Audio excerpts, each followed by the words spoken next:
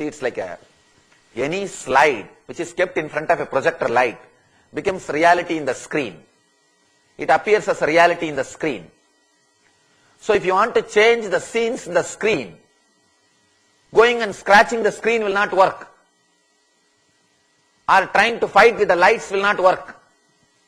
Just do a small correction on the slide. It is done. Your life is just like that. Projector light is your consciousness, and the slide is your samskaras, and the screen is the life which you are living. Now you are fighting with the screen or the light beams. You are trying to push the light beam. No, move. But you don't understand, you can't even grasp it. Fighting with the screen is not going to work. A small story. One guy fully drunk came back to house late night and fell on the way, but he doesn't want to create any sound, so he came very politely, silently, entered the house, covered himself with the blanket, but suddenly he realized blood is there all over his face, ran to the bathroom, tried to put bandage, tried to dress himself, put some medicine and bandage and everything. So came back, somehow managed to sleep. Next day morning, wife started shouting at him, "Fool, did you drink and come last night?" He said, "Drinking? Why?" He started acting, he doesn't know anything, he is innocent. No. How do you know? I drank and came. No, I came a little late because there was too much work in the office. She said, "No, I can be sure you are drunk. You were drunk." He asked, How do you know? How can you be sure? Because you put the bandage on the mirror, not on your face. Seeing the mirror, he put all the bandage on the mirror. Understand, you working with the outer world is nothing but putting the bandage on the mirror. That is not going to heal you. That is no way going to help you. No. You may have an idea that you have put some bandage, you have put some medicine. You may try to sleep with the idea that you will be okay by tomorrow morning. No. Working with the beam, light beams, is not going to help. Fighting with the screen is not going to help. Just do little small correction on the slide. And I tell you, doing small correction on the slide needs intelligence. That is where the problem starts. You do not have that much of sensitivity to look into your life that you are creating it. You are projecting it. You are expressing it. Because you never connected and verified all the outer world incidents and your inner world thoughts.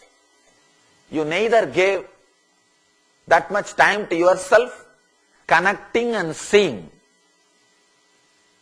how your thoughts are creating your world is what I call meditation. People come and tell me, "Swamiji, in meditation I am getting too many thoughts, what to do?" Please understand, meditation is not trying to create thoughtless state. It may happen in the end, but when you sit in the beginning, you will not have thoughtless state, and you are not asked to meditate immediately to get the thoughtless state. No.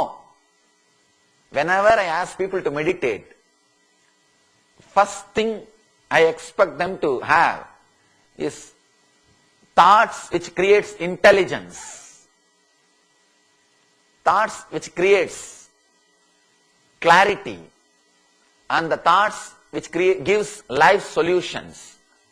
First, in the beginning, when you sit with yourself, you will have only these things inside you. You will not experience thoughtless state immediately. You will have pratyagara and dharana. Only then dhyan will happen. In the beginning when you sit, all your problems will come up and you will start having life solutions. All the thoughts about solving your problems, you will have that clarity. So I tell people, even if thoughts are not disappearing, don't stop sitting. Because first time when you sit with yourself, it's like appointment with yourself.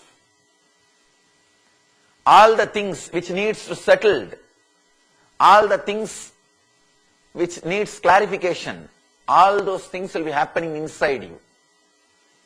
You will be falling in tune with Satya. You will be falling in tune with the truth itself. Here, Mahavir is giving beautiful sutras, beautiful teachings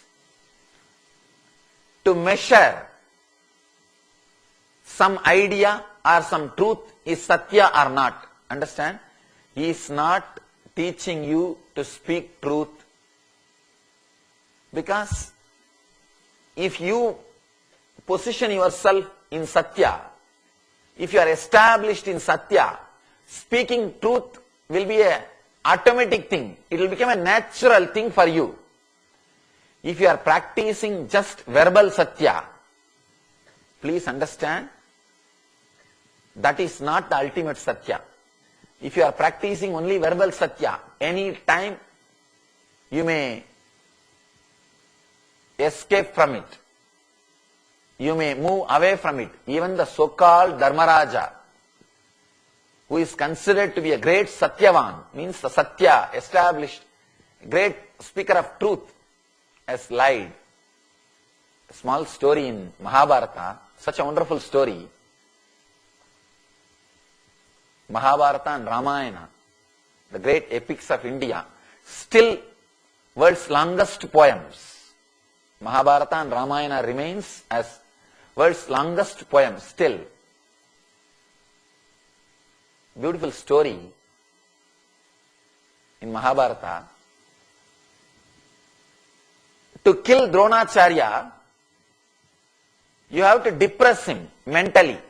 Unless you depress him mentally, you can't reduce his power.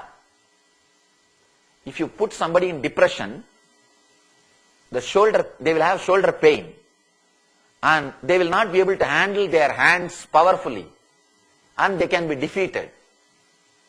As long as Drona's hands are powerful, he can't be defeated because his power in handling the bow and arrow is so powerful. You need to put him in depression. Only then he can be conquered. Dronacharya is the teacher of Kauravas and Pandavas. Now, Krishna wants Drona to be put in depression. Otherwise, he can't be killed. He can't be conquered. He can't be conquered directly. Physically, his power is extraordinary because he is a teacher. Naturally, no student can cross a teacher. The only way to put Drona into depression is telling that his son has died because he is too attached with his son. That's the only samskara in him which can put him in depression. He is unclutched, detached from everything else. Putra soga can put him in depression. Means the suffering related to son can put him in depression. That's the only thing, only possibility. Now somebody has to tell Drona that his son Aswatthama has died. And if normal people tell him this information, he may not believe. He may go to verify. He may not immediately believe. The only person everybody believes is Dharmaraja. This Dharma, Yudhishthira, is supposed to be a person who speaks only truth, nothing else. He is established in the verbal truth. He speaks only truth verbally. Everybody believes that. So Krishna wanted the Dharmaraja to tell Dronacharya that Ashwatthama has died. Now when Krishna requests Yudhishthira, Yudhishthira said, no, I can't tell a lie. It is absolutely against my life and my policy. Krishna says, all right, we will kill an elephant which is called Ashwatthama. You tell the elephant called Ashwatthama died. Elephant which name is Ashwatthama, which has got the name Ashwatthama, has died. And I will take care of everything else. Yudhishthira asked, how can that happen? If I tell the elephant which has got name Ashwatthama has died, how can Drona be put into depression? Krishna said, that you don't bother. When you say the word, the elephant which has got name, I'll blow my conch.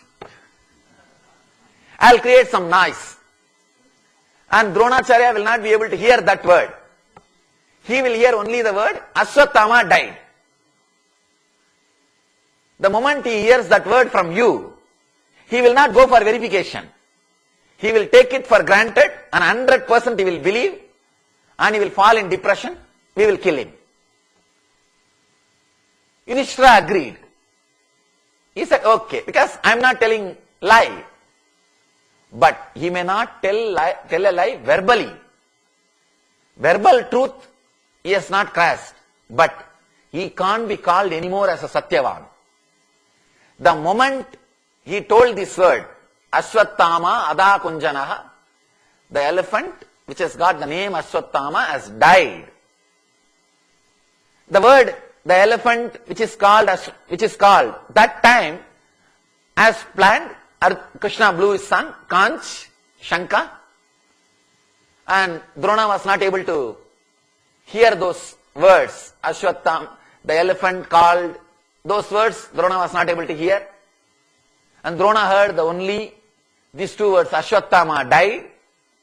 And as they planned, Drona literally believed and fell into depression and immediately lost the power of the shoulder power. You can see even in your life, if you are too much stressed, disturbed, if you meditate on your boss, you will have shoulder pain. If you are too much stressed, you will have shoulder pain. He lost that power, shoulder power, and they killed him. They killed Dronacharya. The story says the Dharmaraja used to always float his chariot. Even if he gets into the chariot will float. The moment he said, Ashwatthama, the elephant called Ashwatthama died, and Drona fell into depression, and Drona was killed. The story says the Dharmaraja's chariot fell on the ground. He lost the title is Dharmaraja. Dharma Devi, who was holding him, has dropped him. Then Dharma says, how can you drop me? How can you leave me and go away? I did not tell a lie. Dharma Devi says, no. You might be established in verbal Satya, but you are not established in the truth itself. You did something which is against the truth. You know, see, you may tell Satya, but you should ensure the person also understands as Satya. You can't tell some word which will not give that same meaning, or like this cunning techniques. Even if you do that, you are not Dharmaraja anymore. And the story says, from that day, Dharmaraja's chariot was on the ground. He walked on the ground. See, it's actually, when you are really established in Dharma, you live so gracefully, you float.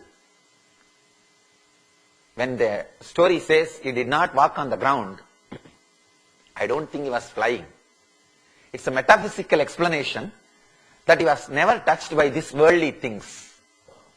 He lived in a different space where he did not have all the problems. See, now, you do not have the problems which the Indian people are facing in India. There are so many things Indians are facing. Your problems are totally different. It's not that you don't have a problem. Your problems are different. Their problems are different. Same way, Dharmaraja was never touched by problems of this planet Earth. He had problems only different level. That is what they mean by the word he was always floating. He lived gracefully till he did this act. Understand? Truth does not mean just speaking truth by words. Establishing yourself on truth. Satya Pratishta. Patanjali says, if you are established in truth, you achieve the results of the action without doing the action for yourself and for others. It looks like a too big promise. Too big promise. Too good to be true. Let us analyze how it is possible with the words of Mahavira. Then we will understand what Patanjali promises is true. Not just too good to be true. Mahavir says, Nichakala Panammetam Musavaya Vivajjanam Vasiyavam Hiyam Satcham Nicha Uttena Dukkaram. Nichakala Panam Mattenam Musavaya Vivajjanam Pasis Yavvam Hiyam Satcham Nicha A Uttena Dukkaram. Let me give you the translation. Being continuously alert, one should renounce asatya and speak only truthful, honest words. Speaking such truth is very difficult indeed. A true sage does not speak words which can hurt others. Similarly, any true person should not speak sinful words, even in anger, greed, fear, or ordinary talk with friends and relatives. And he further explains on Satya with the next sutras. In the next sutras, he gives a scale of how to judge whether something is truth or not.